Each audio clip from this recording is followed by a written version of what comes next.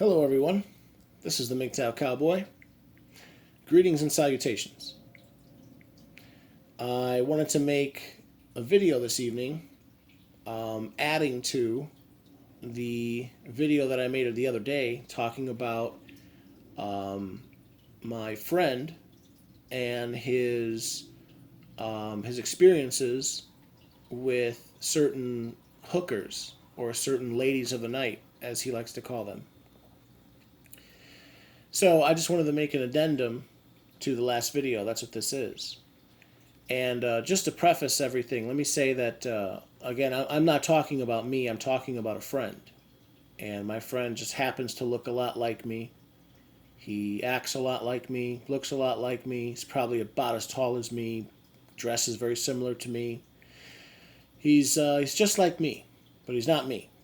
So that being said, yeah, my friend, he has noticed a number of similarities in the hookers that he sees, and he related all this to me, and so I wanted to relate it all to you. And I'm going to say that there are five major similarities. The first similarity is that they tend to all be hardcore drug users. The second similarity is that they all have children, slash, they all come from like broken homes. The third similarity is that none of them have jobs. The fourth similarity is that they're all they're either transient or semi-transient, and I'll get into that. And then lastly, as my friend related to me, the fifth similarity is that they're all kind of looking for a boyfriend. And they've all essentially made passes at my friend. So to get started, yeah, my friend related all this to me, and so I'm going to relate all of this to you. My friend related to me that the first similarity he noticed about all these girls is that they all tend to be hardcore drug users, whether these are illegal drugs or legal drugs. Although my friend hasn't necessarily seen any of them using drugs, or he doesn't admit to that, he's pretty sure that these girls use drugs. What drugs am I talking about? Well, those drugs that he believes that these girls are using are street drugs and prescription drugs. The street drugs would be something like heroin or cocaine. A lot of these girls are addicted to heroin, and they need the drug every day. Maybe not like 100 doses, but they need at least like 2 or 3 doses. Otherwise, they get physically sick. Their bodies become sick. They start feeling physical pain. So, in order to stave off this constant pain, they need to constantly use this drug. And so again, I mean, these women are going to have an incentive then to go out and prostitute because they need money. They need money for the drug. The drug. They need the drug so they don't feel pain. And yeah, they also get high using the drug. So they're also chasing a high. And then another common drug that they use is cocaine. But not so much powder cocaine. More like hard cocaine, or they call it rock, like crack rock, or just crack. And when they talk to their drug dealers, they slash like pimps or whatever, they call it hard and soft. Hard would be the crack rock, the hard cocaine, and the soft is the heroin, because the heroin comes in like a soft powder form. So says my friend. And But there's another side to this, though. Increasingly, my friend has noticed that a lot of these women are also abusing prescription drugs, and yeah, he doesn't know too much about them. He doesn't know all their names, but they're you could look it up, like OxyContin, Xannies or Xanax, certain types of barbiturates. I don't know. I don't know, oxys, moxies, roxys, xannies, this, that, I don't know much about that. My friend doesn't know much about that, but he does know that like what these girls will do is they'll go to a doctor and say like, "Oh yeah, I have I'm suffering from panic attacks," or I'm I'm constantly feeling depressed, or I'm constantly feeling anxious, or whatever. They know what to say. They look up the symptoms. You go to say, just tell them you're exhibiting these symptoms. And these doctors, in many cases, will prescribe to you a drug. And then, yeah, these girls, so they're always on drugs. These girls, that's one big similarity. They're always on some kind of drug. Big time. They're just party girls who always like to, party and use drugs. So that's the first major similarity. And just quickly to add to this, there's kind of a dark side that my friend has noticed, and he's noticed a lot of these girls, they have, for lack of a better word, pimps, a pimp. But they don't like calling the guy a pimp. But if you think about it, that's essentially what this guy is. They'll call him like a friend, or like a manager. It's a real common word that they'll use, or a business associate, or a business partner. They don't like to use the word pimp. But if you think about it, that's essentially what it is. It's like some guy that they know who's like constantly feeding them drugs, who's constantly selling them drugs. And then in exchange, they have to go out and turn tricks. They have to go out and perform sexual acts for money, and they use that money to buy drugs. And that part I think is pretty malevolent. I mean, wow, they're, you know, also it's worth mentioning like there have been cases where like some of these girls try to get like clean. They'll go to whatever, like here in Chicago it's called Haymarket. Yeah, like drug detox programs. Clean up. What's it called? Like a detox program where they try to get off of drugs, and then when they come out, the drug dealer slash pimp guy will try to like scoop them up and bring them back in. He doesn't want to see them get clean. He'll try to get them rehooked.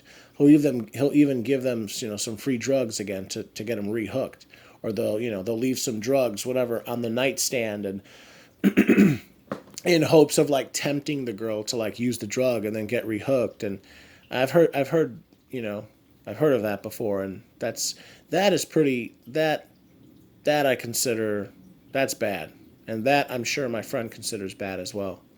But he says it happens. Yeah, and my friend, he has this idea that like, he's pretty sure. He's pretty sure that these women use drugs. He's absolutely positive.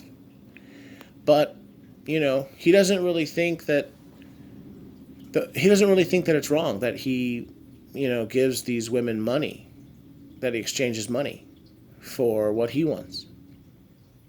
The way he sees it is this: these women were using drugs before he ever met them. And these women will continue to use drugs. And they do.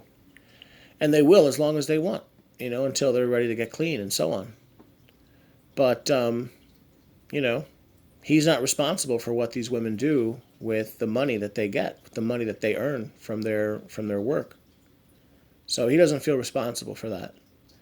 But he does think let's say the pimps, or the whatever managers, whatever they're called, he thinks that they're what they're doing is wrong. What they're doing is bad. But I don't know. So that's the first thing. The second similarity that my friend has related to me that he has observed is a lot of these women, or pretty much all these women, they're single mothers. They all have children, and their families are kind of like messed up and broken and busted. And he notices that pretty much without exception, all the girls have had very bad relationships with their fathers. They all have really bad relationships with their fathers. They don't get along with their fathers. Most of them don't even get along very well with their siblings or mothers as well. But yeah, They mostly have absentee fathers, and they have children. They have children of their own. But typically, these women will lose custody of their children, and then someone else ends up taking care or custody of their children for them.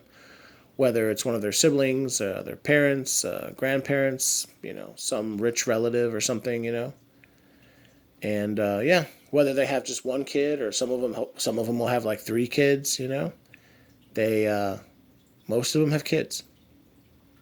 My friend has noticed. Excuse me. A third similarity that my friend has noticed is none of these women have jobs. They do not show an inclination to want to work. None of them have day jobs. None of them have day jobs, and they all just essentially like parasite off of men. They use their sexuality to just get money. So yeah, just another quick observation. And then let's see, the next observation, or the fourth observation, is a lot of these women are they're very transient or semi-transient. They don't really live anywhere for a long period of time. They'll live somewhere with like a roommate or something, where they're splitting the rent, and then 6 months later they're gone. They leave, and yeah, they'll live somewhere for like 5 months, and then they just get up and leave, and then they're homeless for a couple weeks, and then they find someone else to live with, and they'll live with that person for 5 or 6 months. So in a given year, it's like they're living in like two or three places. They move around a lot. They don't really lay down roots anywhere.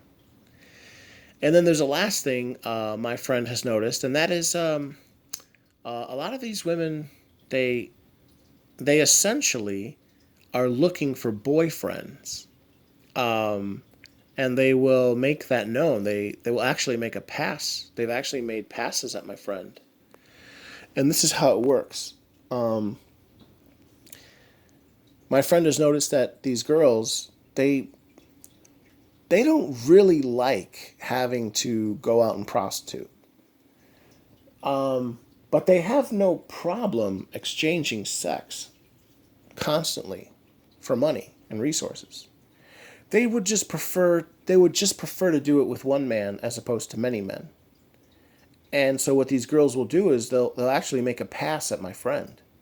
It's happened multiple times, where they'll say things like, I'm single, right? They'll say things like, I'm single, right? And my friend, armed with red pill knowledge and armed with, Mgtow knowledge, my friend, who is very similar to me, he sees right through that, and he knows that really what these women are looking for is a meal ticket. These women are essentially looking for a man who will support fully or at least partially their drug habit. And yeah, they want to move in. They see that my friend has his own place and his own car and stuff, and they just want to move in and have my friend support them and their drug habit. But my friend is too wise for that, and he gets what he wants and then sends them on their way. So yeah, that's pretty much it. I just wanted to make that video as again an addendum to the first video. The first video was going a little long, so I thought I'd cut it in half. And yeah, that's the deal. A lot of these hookers,